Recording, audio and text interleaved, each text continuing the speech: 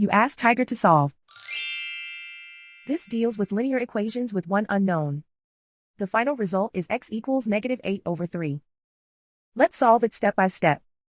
Group all constants on the right side of the equation. Subtract 26/3 from both sides. Combine the fractions. Combine the numerators. Reduce the zero numerator. Simplify the arithmetic.